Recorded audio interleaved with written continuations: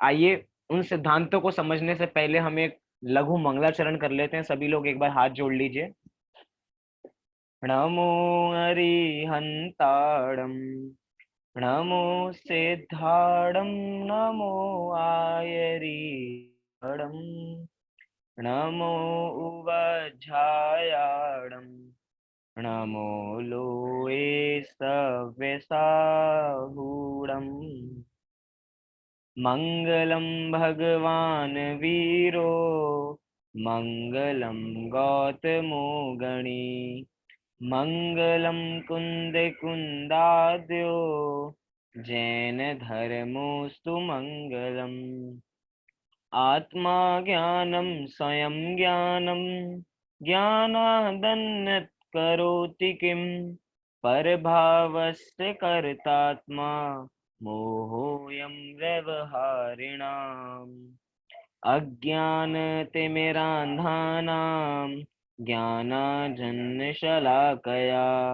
चक्षुरुन्मीलितं येन, तस्मै श्रीगुरुवे नमः। तस्मै श्रीगुरुवे नमः।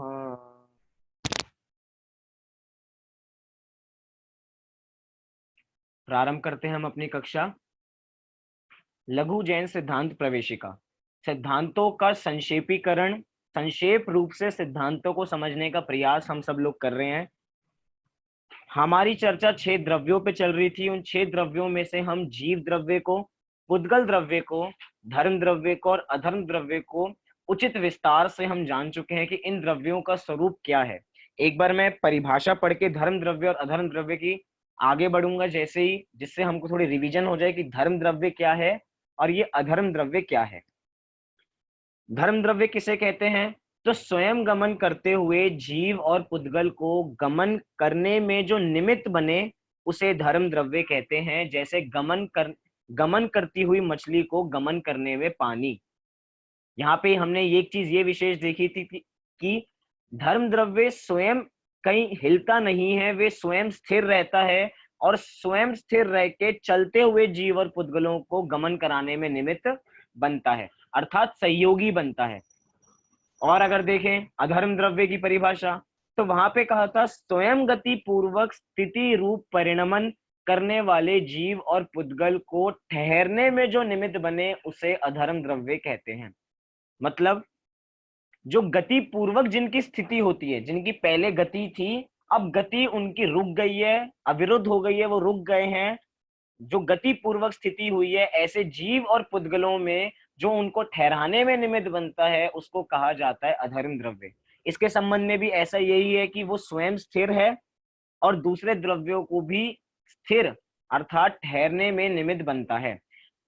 जैसे इसका उदाहरण दिया, जैसे पथिक को ठहरने में वृक्ष की छाया।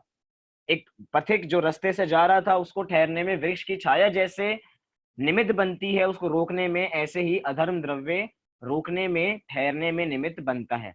लेकिन हमने इसके साथ साथ ये भी देखा था, ना धर्म द्रव्य हमें जबरदस्ती चलाता है, ना अधर्म द्रव्य हमें जबरदस्ती हमें ठहरवाता है या हमें रोकता है। ये सब काम स्वतंत्र होते हैं।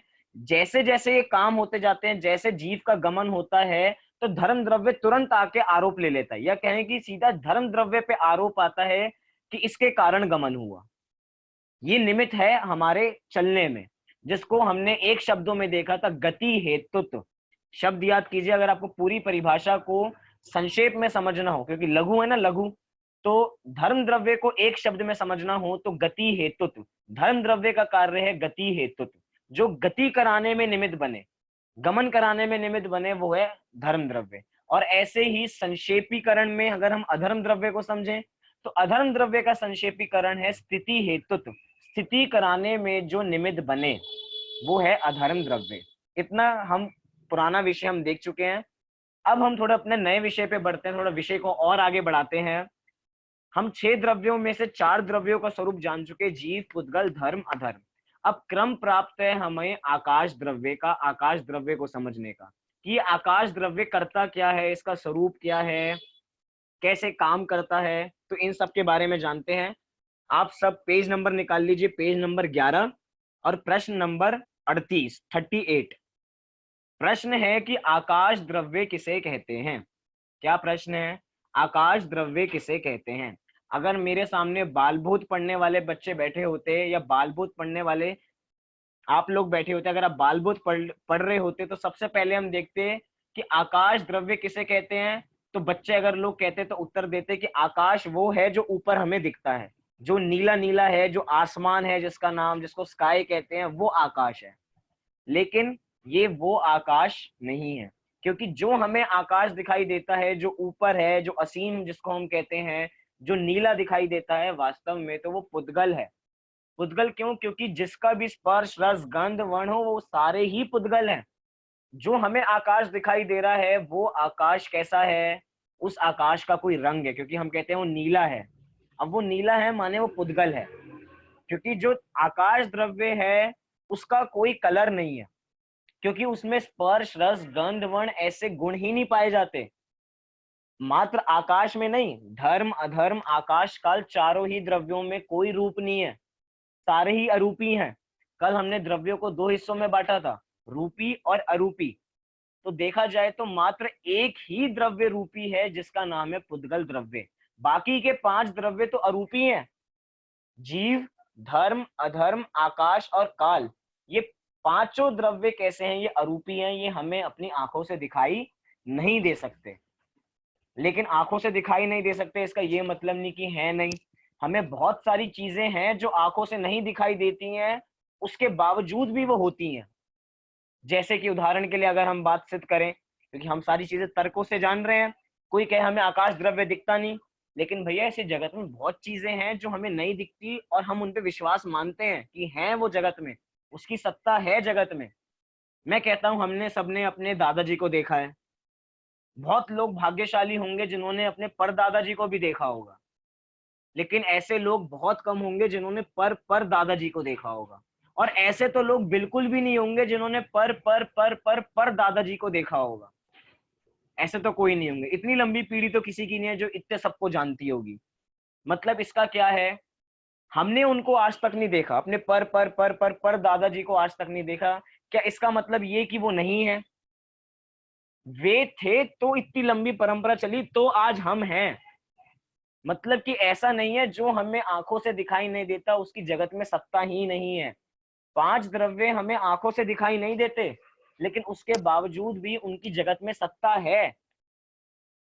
मतलब हम ऐसा ना माने जो दिखाई दे हम उसी को मानेंगे, क्योंकि बाकी आपको पुद्गल के अलावा कुछ नजर ही नहीं आता है। अगर हम ऐसी परिभाषा बनाएं कि हम तो उसी को ही द्रव्य मानेंगे जो हमें आंखों से दिखाई दे, तो पूरी परिभाषा गलत हो जाएगी, क्योंकि मात्र हमें पुद्गल दिखता है। हम अगर ऐसा माने जो हमें आंखों से दिखाई देता है तो हमने 5 द्रव्यों पे सीधा सीधा उंगली उठा दी। 5 द्रव्यों के अस्तित्व, वो अपने अस्तित्व को खो देंगे अगर हमने ऐसा माना कि जो हमें आंखों से दिखाई देता है हम उसी को द्रव्य कहेंगे। हमें जीव नहीं दिखाई देगा, और नहीं माने तो जीव खत्म। धर्म नहीं दिखाई देता तो धर्म खत्म, अधर्म नहीं दिखाई देता वो खत्म, आकाश काल ऐसे सब खत्म हो जाएंगे। मतलब ये कि ऐसा नहीं है जो आंखों से दिखाई दे वो ही हो। ये सारे द्रव्य जो बाकी के 5 द्रव्य हैं वो हमें आंखों से दिखाई नहीं देते, लेकिन उसके बावजूद भी वे होते हैं। अब हम समझते हैं आकाश द्रव्य किसे कहते हैं। तो उत्तर दिया, जो जीव आदि पांचों द्रव्यों को रहने के लिए स्थान देता है उसे आकाश द्रव्य कहते हैं। आकाश द्रव्य सर्वव्यापक है, सर्वत्र है। अब एक थोड़ी परिभाषा देखिए। अगर हमने आगे ना पढ़ा हो या हम थोड़े तत्व ज्ञानी हो, पहले से तत्व पढ़ रखे हो, तो हमें थोड़ी सी शंका हो सकती है इस परिभाषा में। परिभाषा दी, जो जीवादि पांचों द्रव्यों को रहने के लिए स्थान देता है उसे आकाश द्रव्य कहते हैं। ये जिस आकाश द्रव्य की बात चल रही है ये संपूर्ण आकाश द्रव्य की बात नहीं चल रही है। अभी हम आगे भेद पढ़ेंगे आकाश द्रव्य के तो हमें समझ में आएगा। अभी हम ये समझें कि आकाश द्रव्य अवगाहन देने का काम करता है, अर्थात स्थान देने का काम करता है, जगह देने का काम करता है। ये जितना जैसे हम यहाँ पे बैठे हैं तो इतना स्थान ये आकाश द्रव्य का है जिसने हमें दे रखा है, संपूर्ण जगह। यहाँ पे कहा कि आकाश द्रव्य सर्वव्यापक है और सर्वत्र है। मात्र ऊपर आकाश नहीं है, आपके अगल बगल हर जगह आकाश द्रव्य फैला हुआ है। इतना बड़ा आकाश द्रव्य हर जगह फैला हुआ है, हर जगह। और वो आकाश द्रव्य सबको जगह देने में निमित्त बनता है, अर्थात स्पेस देने में निमित्त बनता है। हम यहाँ पे बैठे हैं तो आकाश द्रव्य है तो हम यहाँ पे बैठ पा रहे हैं। आकाश द्रव्य यहाँ पे नहीं होता तो हम बैठ नहीं पाते, या वो नहीं होता तो जगह देने में वो निमित्त नहीं बन पाता, क्योंकि आकाश द्रव्य बाकी द्रव्यों को जगह देने में निमित्त बनता है। जैसे कभी कभार हम कहीं बहुत भीड़ भड़ाकी ट्रेन में घुस जाएं जहाँ पे बहुत सारे लोग हों, बिल्कुल ट्रेन भरी हुई है, न्यूज में आया था कि बिल्कुल ट्रेन ऐसी लपालप भरी हुई है, लोग बाथरूम तक भरे हुए हैं, लेकिन उसके बावजूद भी कुछ लोग होते हैं अड़ियल, जो बिल्कुल टेढ़ा मेढ़ा होके गर्दन को घुसा के हाथ पैर छोटे मोटे करके अंदर घुसी जाते हैं। और अगर हम कहें वहां पे तो उस ट्रेन में जगह ही नहीं थी चढ़ने की, लेकिन आकाश द्रव्य कहेगा वहां पे जगह थी, तभी तो मैंने उस द्रव्य को अपनी जगह दी, निमित्त बना मैं उसको जगह देने में।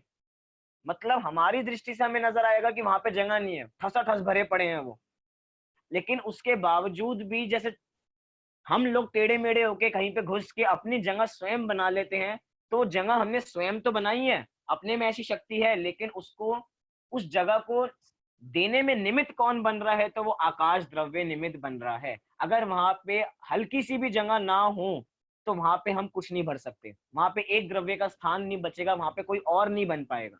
जैसे कि एक गिलास में एक गिलास पानी पूरा लपालप भरा हुआ है, एक जगह नहीं है। अब उसमें अगर हम एक भी बूंद डालेंगे तो वो एक बूंद गिलास के अंदर नहीं जाके गिलास के बाहर जाएगी।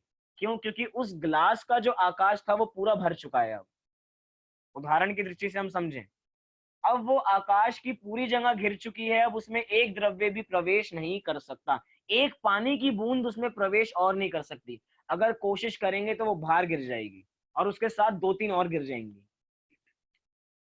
मतलब आकाश द्रव्य जगह देने का काम करता है, लेकिन उसी पानी में अगर हम उसी लबालब पानी में नमक मिलाएंगे तो मिल जाएगा, चीनी डालेंगे तो उगल जाएगी। वो बात बिल्कुल अलग है, क्योंकि हम उदाहरण देख रहे हैं, उदाहरण सारे अभी एक देश हो रहे हैं। मतलब आकाश द्रव्य हम सबको जगह देने में निमित्त बनता है। हम कहें कि भैया मैंने इसको जगह दी थी तो ये बैठ पाया यहाँ पे। कुछ लोग होते हैं ट्रेन में बहुत, अगर हम कभी कभार बिना टिकट के चढ़ जाएं, हमारे पास टिकट ना हो, तो हम कहीं ना किसी दूसरे की सीट पे बैठने का प्रयास करते हैं, थोड़ा हड़पने का प्रयास करते हैं।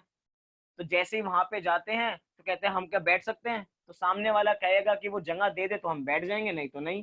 सामने वाला व्यक्ति सोचता है मैंने जगह दी तो ये बैठ पाया, मैं जगह नहीं देता तो बैठ नहीं पाता। ये सब क्या है? ये सब हमने सोच रखा है कि दूसरा व्यक्ति हमको जगह देता है, लेकिन कोई एक द्रव्य दूसरे द्रव्य का कुछ करता नहीं है। एक द्रव्य दूसरे द्रव्य को अवगाहन देने में निमित्त नहीं बन रहा। बन कौन रहा है? ये आकाश द्रव्य निमित्त बन रहा है अवगाहन देने में। इतना हमें समझ में आया?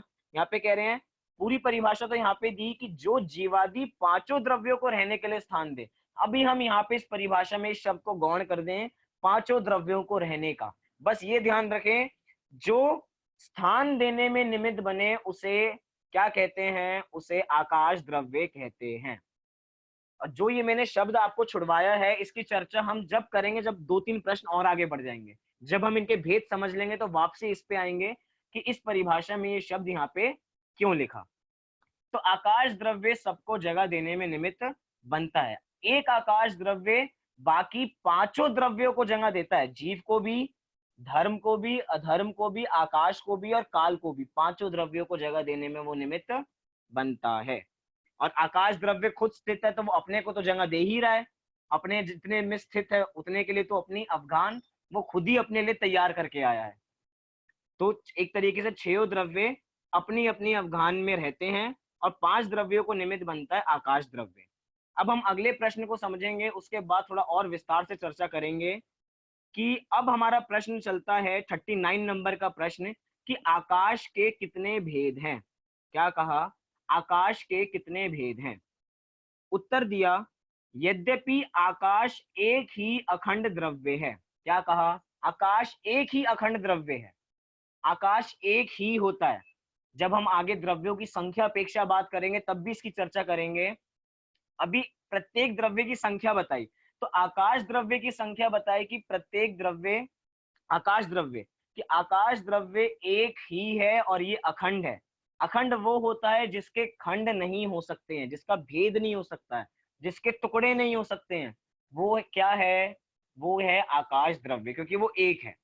एक के कभी टुकड़े नहीं होंगे। जैसे कि एक परमाणु, अब एक परमाणु के दूसरे टुकड़े नहीं हो सकते, क्योंकि वो एक परमाणु अपने में अखंड है। ऐसे ही आकाश द्रव्य अपने में अखंड है, उसके टुकड़े नहीं हो सकते।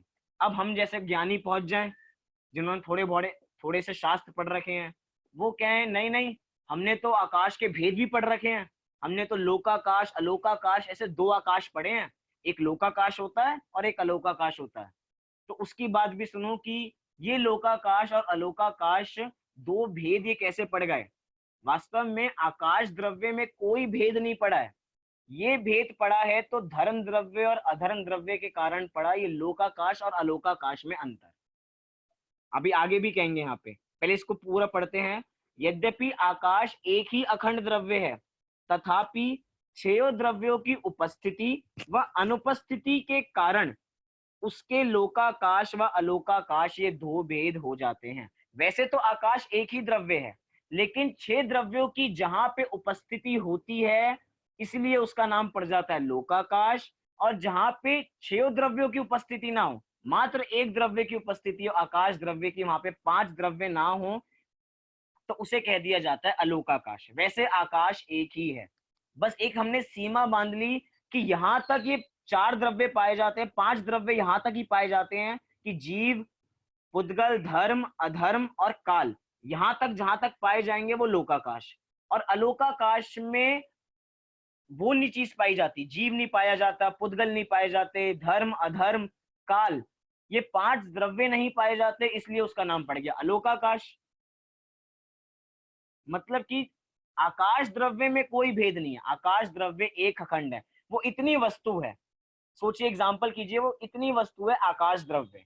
अब वो आकाश द्रव्य है अपने में अखंड, लेकिन अब जीव, जो जीव हैं, पुद्गल हैं, धर्म है, अधर्म है और काल है, उनकी सीमा यहीं तक है, वो इससे आगे नहीं आ सकते। तो इनके कारण आकाश द्रव्य में तो भेद नहीं पड़ेगा, आकाश द्रव्य तो यहां से यहां तक का अखंड ही है। लेकिन इनकी सीमा, जीव, पुद्गल, धर्म, अधर्म और काल की सीमा यहां तक है, तो इसको हमने एक अलग नाम दे दिया, उसको नाम दे दिया लोकाकाश।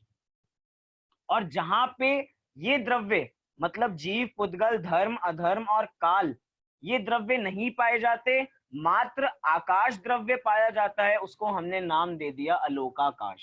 क्या नाम दे दिया? अलोकाकाश। आकाश एक अखंडी है, उसमें कोई टुकड़ा नहीं हुआ है। या कहें कि समझने की दृष्टि से हमने लोकाकाश और अलोकाकाश ऐसे दो भेद किए हैं, लेकिन वास्तव में इसमें कोई भेद नहीं है। जैसे कहते हैं ना मोक्ष मार्ग, मोक्ष मार्ग के दो भेद नहीं है, मोक्ष मार्ग के निरूपण करने के दो प्रकार हैं, कि एक निश्चय मोक्ष मार्ग, एक व्यवहार मोक्ष मार्ग। मोक्ष मार्ग दो प्रकार के नहीं है। ऐसे ही आकाश द्रव्य दो प्रकार का नहीं है।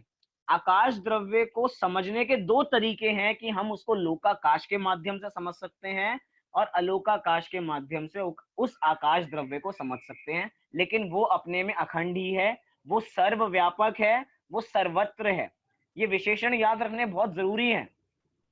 ये आकाश द्रव्य सर्वत्र है, हर जगह है, लोकाकाश में भी अलोकाकाश में भी हर जगह फैला हुआ है। इसलिए कहा ये सर्वत्र है और सर्वव्यापक है। जो जैसे मतलब कहते हैं ना, पैर बिल्कुल पसार लिए हैं इसने हर जगह पे, इसके इतने बड़े पैर पसरे हुए हैं, कहाँ पे?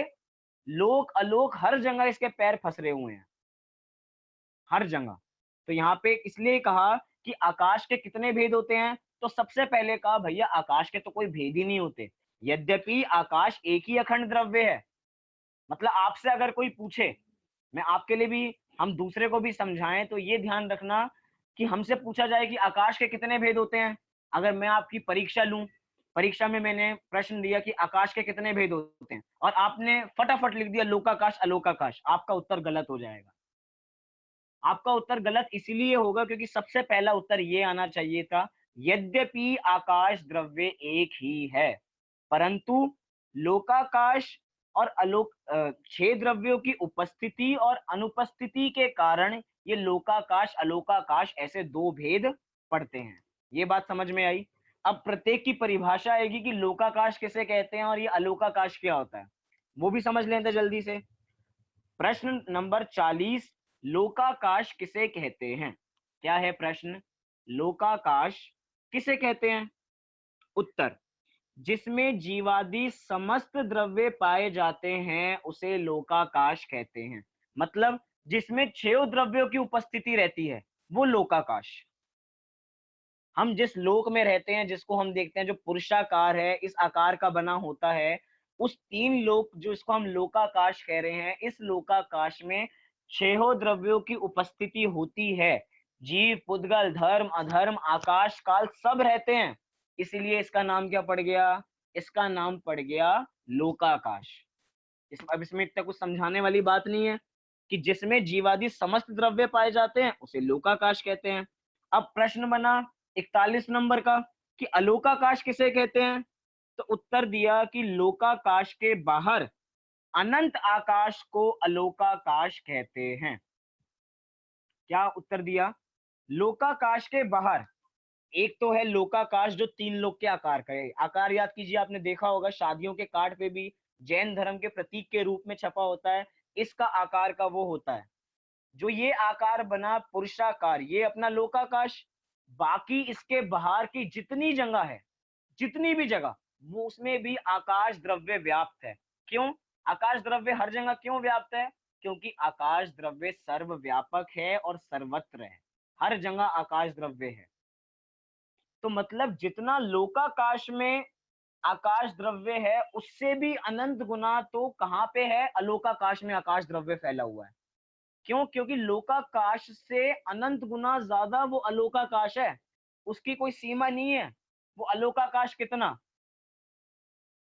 अनंत अलोकाकाश। और उस अनंत अलोकाकाश में मात्र एक द्रव्य रहता है, और वो एक द्रव्य कौन सा है? वो एक द्रव्य है आकाश द्रव्य। क्योंकि यहाँ पे दिया लोकाकाश के बाहर अनंत आकाश को लोकाकाश कहते हैं। और लोकाकाश में कितने द्रव्य रहते हैं? 6 द्रव्य रहते हैं। अलोकाकाश में 6 द्रव्यों की उपस्थिति नहीं है, मात्र एक द्रव्य की उपस्थिति है जिसका नाम है आकाश द्रव्य। बाकी के 5 द्रव्यों की उपस्थिति वहां पे है ही नहीं। वहां पे जीव नहीं मिलता, वहां पे पुद्गल नहीं मिलेगा, वहां पे आपको धर्म नहीं मिलेंगे, अधर्म नहीं मिलेंगे, काल नहीं मिलेगा आपको वहां पे जाके।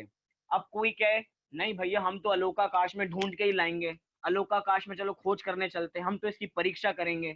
कुछ दिन पहले हमने चर्चा ली थी परीक्षा की, कि हम किस चीज की परीक्षा करें और किस चीज की परीक्षा ना करें, कौन सी चीज हम आज्ञा से माने और किस चीज की हम परीक्षा करें। इस अलोकाकाश की परीक्षा करने जाएंगे तो अपनी सदियां बीत जाएंगी, लेकिन इस अलोकाकाश की परीक्षा नहीं कर पाएंगे। कहां तक जाएंगे ढूंढने के लिए? ये जीव मानुषोत्तर पर्वत को तो पार कर नहीं पाता, और बात कल्पना में जाएगा कि मैं कहां तक जाऊंगा? मैं अलोकाकाश में रिसर्च करके आऊंगा। कुछ रिसर्च नहीं कर सकते, क्योंकि ये चीजें आज्ञा प्रधानी है, ये परीक्षा प्रधानी नहीं है। इसकी परीक्षा हम नहीं कर सकते हैं, क्योंकि ये चीज परीक्षा करने लायक ही नहीं है। जैसे हमारे भगवान ने इसका स्वरूप बताया है, हमें उसको आज्ञा से मान लेना चाहिए। और जिस चीज की परीक्षा कर सकते हैं उसकी परीक्षा करें। मैं एक बार दोनों की परिभाषा पढ़ता हूँ, लोकाकाश की और अलोकाकाश की। उसके बाद हम अगले द्रव्य पे चलेंगे, काल द्रव्य पे। लोकाकाश किसे कहते हैं? जिसमें जीवादिक समस्त द्रव्य पाए जाते हैं उसे लोकाकाश कहते हैं। क्या कहा? जिसमें जीवादिक समस्त द्रव्य पाए जाते हैं उसे लोकाकाश कहते हैं। और अलोकाकाश, लोकाकाश के बाहर अनंत आकाश को अलोकाकाश कहते हैं। अब मेरा आपसे एक छोटा सा प्रश्न, हमने पूरा आकाश द्रव्य समझ लिया। मैं आपको एक प्रश्न पूछता हूं कि आकाश द्रव्य को गमन कराने में कौन निमित्त बनता है? मेरा क्या प्रश्न है? आकाश द्रव्य को गमन कराने में कौन निमित्त बनता है? धर्म द्रव्य क्या आकाश द्रव्य को गमन कराने में निमित्त बनता है? तो उत्तर आएगा नहीं, क्योंकि आकाश द्रव्य एक स्वयं स्थिर वस्तु है। अनादि अनंत से, अनादि अनंत काल से आकाश द्रव्य जहां पे है वो वहीं पे स्थित है, वो गमन नहीं करता। तो इसलिए मेरा प्रश्न ही गलत है। मैंने प्रश्न आपसे पूछा था कि आकाश द्रव्य को गमन कराने में कौन निमित्त बनता है, तो कोई निमित्त नहीं बनता। ये प्रश्न ही गलत है। चलो थोड़ा और, एक और मैं आपसे प्रश्न पूछूं कि चलिए आकाश द्रव्य अनादि काल से एक ही जगह पे स्थित है, तो अधर्म द्रव्य तो इसको स्थिति बनाने में निमित्त बनता ही होगा ना। अधर्म द्रव्य इस आकाश द्रव्य की स्थिति रखने में तो निमित्त बनता होगा, हाँ या ना। मेरा प्रश्न लगता समझ में नहीं आया, मैं एक बार प्रश्न फिर से दोहराता हूं, फिर इसका उत्तर बताऊंगा।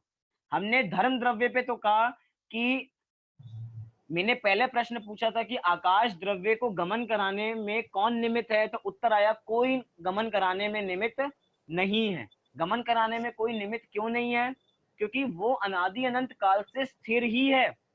गमन तो उसको कराया जाए जो गमन खुद करे, वो खुद ही गमन नहीं करता, तो उसको गमन कराने में भी कोई निमित्त नहीं हो सकता। चलिए ठीक है, इतना हमें समझ में आया। लेकिन वो आकाश अनंत काल से और अनंत काल तक स्थिर तो है, एक जगह टिका हुआ तो है, तो उसको टिकाए रखने में क्या अधर्म द्रव्य सहायता करता है? तो इसका उत्तर है अधर्म द्रव्य भी उसको टिकाने में सहायता नहीं करता। अब थोड़ी धर्म द्रव्य अधर्म द्रव्य की परिभाषा को टटोलिए। उनकी परिभाषा क्या थी? धर्म द्रव्य और अधर्म द्रव्य की परिभाषा जब बताई थी तो कहा था जीव और पुद्गलों को गमन कराने में जो निमित्त बने, वहां पे आकाश द्रव्य को गमन कराने में या आकाश द्रव्य को स्थिति कराने में ऐसी परिभाषा ही नहीं थी। आया समझ में? क्योंकि जो पदार्थ, हेलो हेलो। हेलो, आपको कुछ पूछना है? आपने प्रश्न पूछा था ना, उसका आंसर देने के लिए रेज हैंड किया था। अच्छा, आप प्रश्न का उत्तर दे दीजिए अभी। वो अधर्म द्रव्य भी उसमें जो है उनको मतलब उसमें निमित्त नहीं बनेगा स्थिर कराने में, क्योंकि वो क्या है, उसकी परिभाषा ये थी गति पूर्वक स्थिति रूप उनको जो गति पूर्वक है उसको स्थिर कराने में निमित्त बनते हैं। और ये तो ऑलरेडी पहले से इस गति तो है नहीं इनमें, ये तो हाँ जी, अनादिकाल से स्थिर है। हाँ तो जी, अनादिकाल से स्थिर है तो इसलिए अधर्म द्रव्य भी निमित्त नहीं बनेगा इसमें स्थिर कराने में। बहुत बढ़िया उत्तर आपने दिया, आप सबको सुनाई दिया होगा। क्योंकि अधर्म द्रव्य की परिभाषा में ही एक शब्द जोड़ा था, गति पूर्वक स्थिति। जिसकी गति होगी उसकी ही स्थिति होगी। अधर्म जो आकाश द्रव्य है उसकी कभी स्थिति, उसकी कभी गति ही नहीं होती है, तो गति नहीं होगी तो उसकी स्थिति कैसे होगी? किसी और को भी प्रश्न है? हेलो। हेलो, हाँ सर, दीपक बोल रहा हूँ। हाँ जी, जो आप पूछ रहे हो सर, इसमें जो चार वो हैं द्रव्य, धर्म, अधर्म, काल और आकाश, ये तो हाँ जी, अनादि निधन स्थिति है। ये जो इसमें कभी भी कोई भी हेतु इसमें बनता ही नहीं है, गति है ही नहीं। हाँ जी। मैं तो प्रश्न इसलिए पूछ रहा था जैसे आप उस पहले की परिभाषाओं को जाने कि पहले की परिभाषाओं में क्या हाँ जी, बताया हाँ है, जी, बिल्कुल बिल्कुल, उससे लिंक्ड है वो, बिल्कुल उससे वो लिंक्ड है। मतलब कि अब मैं बिल्कुल आपका माइक, बिल्कुल। अब मैं थोड़ा माइक म्यूट कर रहा हूँ। ठीक है। यहाँ पे जो हम बात कर रहे हैं, मैंने शुरुआत में कहा था कि परिभाषा का एक एक शब्द इतना जरूरी है कि अधर्म द्रव्य की परिभाषा में जो शब्द आया गति पूर्वक स्थिति, उस परिभाषा में गति पूर्वक स्थिति को हटा देंगे, मात्र स्थिति रखेंगे तो परिभाषा गलत हो जाएगी, हम उसका स्वरूप नहीं समझ पाएंगे। आकाश द्रव्य जो अनादि अनंत काल से स्थिर ही है और स्थिर ही रहने वाला है, उसको कौन गमन कराएगा, उसको कौन स्थिर करेगा? स्थिर तो उसको किया जाता है जिसका पहले गमन होता हो। आकाश द्रव्य का जब पहले गमन ही नहीं होता है, तो जो जिसका गमन नहीं होगा उसको स्थिर कौन करा सकता, उसको स्थिर कराने में कौन निमित्त बनेगा? मतलब कि आकाश द्रव्य जो अनादि अनंत काल से स्थिर है, उसमें ना धर्म द्रव्य का कोई कर्तव्य है ना अधर्म द्रव्य का कोई कर्तव्य है। आप सब लोग बिल्कुल अच्छे तरीके से समझ रहे हैं कि पूरा वस्तु स्वरूप क्या कहना चाह रहा है। आकाश द्रव्य अनादि अनंत काल से स्थिर है, ये हिलते नहीं है। जैसे धर्म द्रव्य अधर्म द्रव्य नहीं हिलते हैं, वो भी स्थिर ही रहते हैं, ऐसे आकाश द्रव्य भी स्थिर ही रहता है। चलिए, हमने ये समझा काल द्रव्य के कितने भेद होते हैं, लोकाकाश किसे कहते हैं, अलोकाकाश किसे कहते हैं। अब बात आती है हमारे अगले द्रव्य की, जो अगला द्रव्य 42 नंबर का प्रश्न कि काल द्रव्य किसे कहते हैं। प्रश्न क्या है, काल द्रव्य किसे कहते हैं। किसी और का भी प्रश्न है? राजेश जी का भी हाथ उठा हुआ है। चलिए बात फिर से अपनी बात पे वापसी आते हैं। 42 नंबर का प्रश्न कि काल द्रव्य किसे कहते हैं। तो ये काल द्रव्य क्या है? काल माने टाइम। हम काल द्रव्य को टाइम से समझते हैं कि टाइम जो होता है वो काल होता है। अभी का समय क्या हो गया है, इस समय काल कौन सा है। जैसे अभी कहेंगे, अभी के समय में अभी कहेंगे हम पंचम काल चल रहा है अभी, इससे पहले चौथा काल था। ये क्या उस काल की बात चल रही है? तो कहा हाँ, उस काल की भी बात चल रही है, लेकिन एक बार काल को हम समझ लें कि वास्तविक काल क्या है, निश्चय से काल क्या है, वास्तव में काल द्रव्य कहते किसे हैं, एक बार हम ये भी समझ लें। वो सब भी काल होता है, हम इतना भी समझ के रखें। पहले इसकी परिभाषा देखते हैं। 42 नंबर का प्रश्न कि काल द्रव्य किसे कहते हैं। उत्तर, अपनी अपनी अवस्था रूप से स्वयं परिणमते हुए जीवादिक द्रव्यों के परिणमन में जो निमित्त हो उसे काल द्रव्य कहते हैं। जैसे कुम्हार के चाक को घूमने के लिए लोहे की कीली, उदाहरण भी बहुत विशेष दिया है। उदाहरण कैसा दिया? कुम्हार के चाक को घूमने के लिए लोहे की कीली, मतलब कि लोहे की कीली एक ही जगह रहती है, स्थिर रहती है, और लोहे की कीली स्थिर रहती है और उसके आजू बाजू क्या घूमता है, वो उस कुम्हार का चाक घूमता है, और चाक घूमता है तो उसके ऊपर घड़ा बनता है। मतलब कि जो कीली है, कीली को उपमा दी काल द्रव्य की। जैसे कीली पे, लोहे की कीली पे कुम्हार के चाक घूमता है, ऐसे ही काल द्रव्य अपनी ही जगह रहता है, वो हिलता नहीं है, वो अपनी जगह स्थित रहता है और बाकी के सभी द्रव्यों को परिणमन कराने में निमित्त बनता है। जैसे कि लोहे की कीली अपनी जगह से नहीं हिलती है, वो जहां पे स्थित है वहीं पे रहती है, और उसके ऊपर जो चीजें हैं वो हिल रही हैं।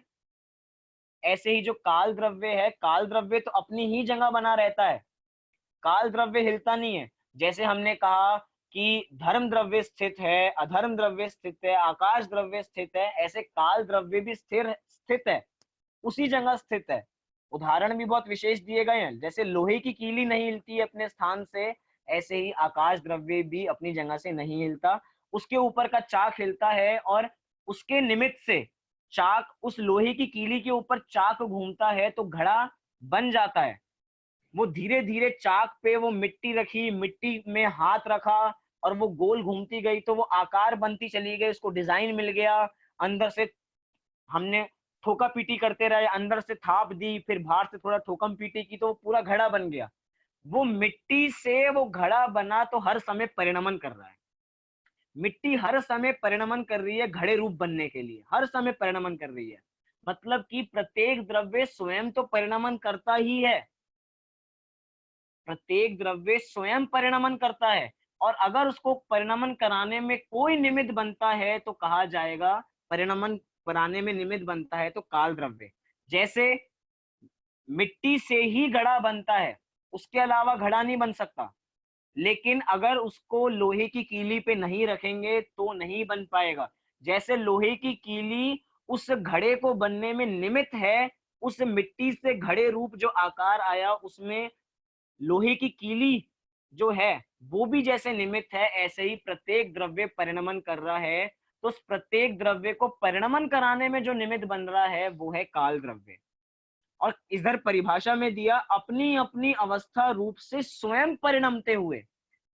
क्या कहा? स्वयं परिणमते हुए जीवादिक को, मतलब सभी द्रव्य स्वयं परिणमन करते हैं, कोई किसी को परिणमन करा नहीं सकता। परिणमन कराने में निमित्त जरूर बन सकता है, लेकिन स्वयं परिणमन करा दे ऐसी उसमें शक्ति नहीं है। प्रत्येक द्रव्य हर समय परिणमन कर रहा है। मैं पूछूं, आप सारे सामान्य गुण पढ़ चुके हो, तो कौन सा ऐसा सामान्य गुण कहता है कि द्रव्य हर समय परिणमन कर रहा है? कुछ याद आ रहा है आपको 6 सामान्य गुणों में? मैं नाम दोहराता हूं, आपको परिभाषा याद आनी चाहिए। अस्तित्व, वस्तुत्व, द्रव्यत्व, प्रम्यत्व, अगुरु लघुत्व और प्रदेशत्व। इसमें से कौन सा गुण है सामान्य गुण जो कहता है कि प्रत्येक द्रव्य निरंतर परिणमन कर रहा है, उस गुण का नाम है द्रव्यत्व गुण। क्योंकि द्रव्यत्व गुण क्या कहता है कि जिस शक्ति के कारण द्रव्य निरंतर परिणमन कर रहा है। अब द्रव्य निरंतर परिणमन तो स्वयं की शक्ति से कर रहा है, लेकिन उसमें अगर कोई निमित्त बन रहा है तो वो कौन बन रहा है?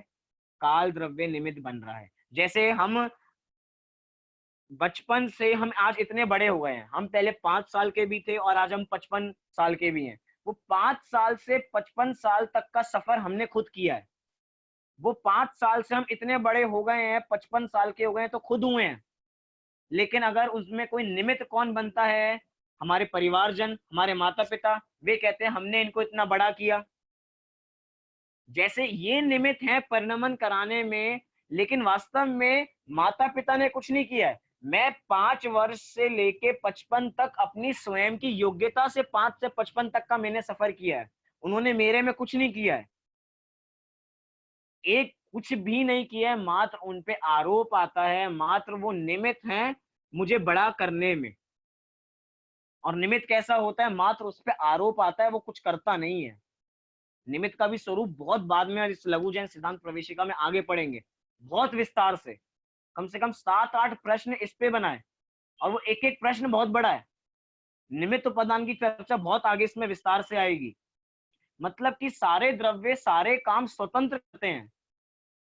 अब आप लोगों का प्रश्न हो सकता है, जब सारे काम सब स्वतंत्र कर रहे हैं तो किसी द्रव्य की आवश्यकता ही क्यों है? तो इसका उत्तर एक है, इसका उत्तर ये कि जहां पर उपादान होता है वहां पे निमित्त भी होता ही होता है। ऐसा नहीं हो सकता कि मात्र उपादान हो और निमित्त ना हो।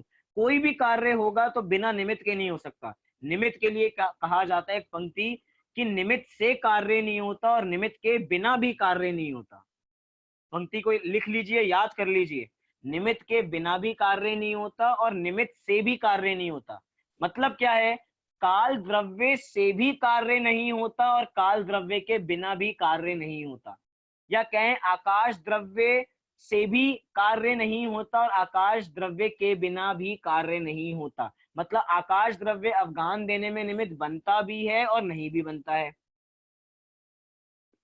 लेकिन उपस्थिति उसकी अनिवार्य है। निमित्त की उपस्थिति उस जगह अनिवार्य है। अगर हमें कोई जगह देने में निमित्त बन रहा है तो हम स्वयं हैं, हमारे जितने प्रदेश हैं हम उतनी जगह घेरेंगे, परमार्थ की बात है। लेकिन अगर उसको जगह देने में कोई निमित्त बन रहा है तो भैया वो आकाश द्रव्य है। हम निमित्त को जुटला नहीं सकते कि निमित्त कुछ नहीं होता। हम सबसे ज्यादा शक्तिशाली हैं।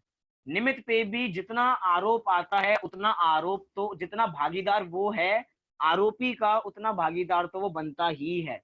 हम उसका आरोप छीन नहीं सकते हैं, क्योंकि पहली बात तो उसको ही आरोपी सिद्ध कर रहे हैं। कभी कभार इन 6 द्रव्यों को समझने का लाभ देखते हैं तो 6 द्रव्यों को समझने का लाभ क्या है मैं पूछूं? 6 द्रव्यों को समझने का ये लाभ है कि सारे द्रव्य स्वतंत्र अपना अपना काम कर रहे हैं, कोई किसी का काम नहीं कर रहा।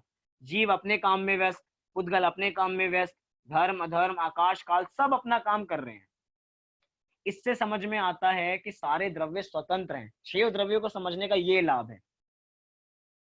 हमारे कर्तृत्व बुद्धि मिट जाती है कि मैं किसी को परिणमन कराता हूं या मैं किसी का काल अच्छा लाता हूं।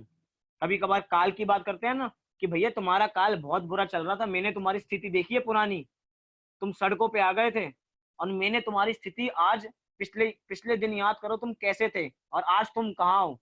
ये इतना काल में परिवर्तन आया तो मेरे कारण आया है।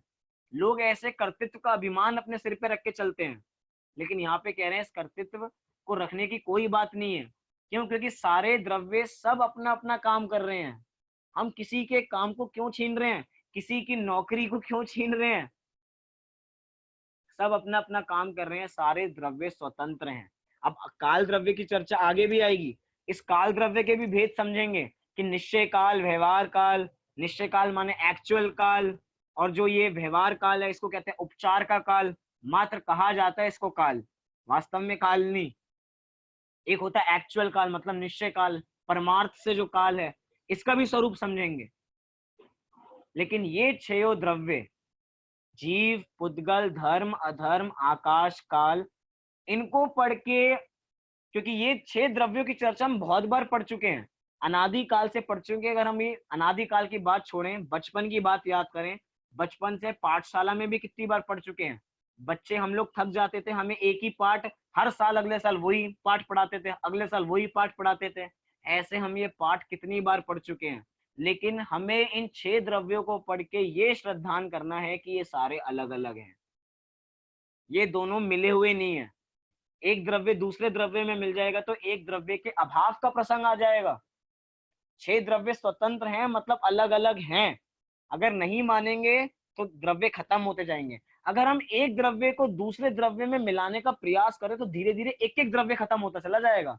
जीव को पुद्गल में हमने संबंध, जीव को पुद्गल से जोड़ा तो धीरे धीरे कुछ समय बाद हम उसको भी जोड़ने लगेंगे, धर्म को धर्म से जोड़ने लगेंगे, धर्म को फिर ऐसे आकाश काल से एक स्वरूप कर देंगे सबका, और सारे द्रव्यों का अभाव हो जाएगा, सब खिचड़ी पक जाएगी।